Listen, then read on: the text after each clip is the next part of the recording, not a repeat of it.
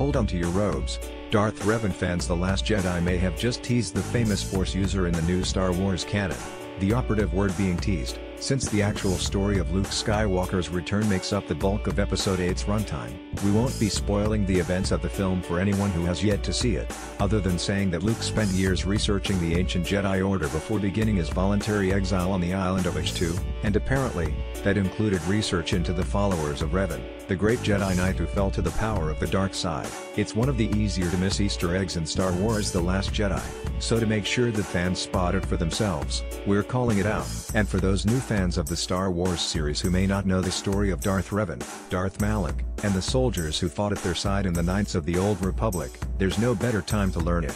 Because a tease like this isn't usually made without a reason, or a hint at stories to come. The clue to look for, as we mentioned before, the fact that Luke has more than just his X-Wing on the small island on H2 proves there's more to his story than was previously given. Over the course of the film, and his general views on the Jedi, it's revealed that Luke dove into the history of the religion following the fall of Ben Solo. Aside from seeking this exact island since it's where the first Jedi temple was built, Luke made sure to gather a collection of ancient books and writings along the way. But that's not the only memento he kept with him. Keep your eyes peeled when seeing inside Luke's home, and you'll spot a handmade pendant of leather carrying a special object. It's the red crystal used inside every Sith lightsaber, mounted inside a metal cradle as a trophy of sorts. Most viewers may assume that it's the power source of Darth Vader's lightsaber, a reminder to Luke of the darkness that consumed his father, or a relic too valuable to fall into ignorant hands. But the canonical name of the object, as revealed in Star Wars: The Last Jedi, the visual dictionary, reveals a different past. The gem is still a fragmented Sith lightsaber crystal,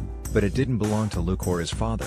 It's a recovered Jedi Crusader pendant, which refers to only one corner of Star Wars canon, Revan, the first Jedi Crusader. The term Jedi Crusader might sound fairly generic, but the lack of actual crusades waged by the monks makes it a specific term in the bigger picture. Those who played through the original Knights of the Old Republic video game know this story already. Around 5,000 years before the Star Wars movies, the Mandalorians became a galactic threat under the leadership of a new Mandalore the Ultimate, conquering worlds in honor of the ancient Mandalorian Crusaders. These Neo-Crusaders were just the kind of growing military threat that the Jedi completely ignored.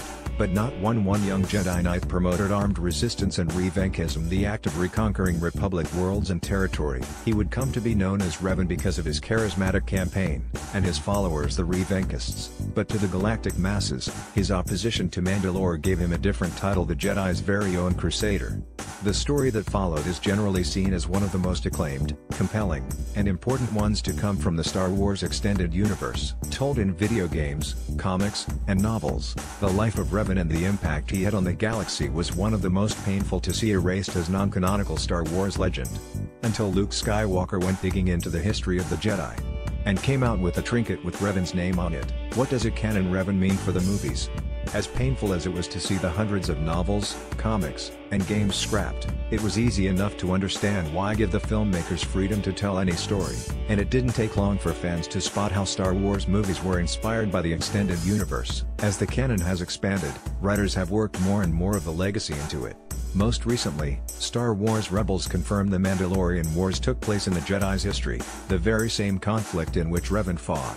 But they stopped short of any other details, only saying that the Jedi won, without addressing the Jedi by name or mission. That seems to be changed with The Last Jedi, and it makes perfect sense, given the story of the film and franchise. As a powerful, heroic Jedi who turned to the dark side, his surrender to evil would be a fitting study for Luke. Given his experiences with his own father shortly before his death, and the corruption of Ben Solo, the fact that Revan returned to the Jedi Order also resonates. So just how much weight should fans put into this nod to the Jedi Crusader, Revan? Well, there's no question Knights of the Old Republic deserves a movie. But we think appreciating the reference is all fans should do for the time being.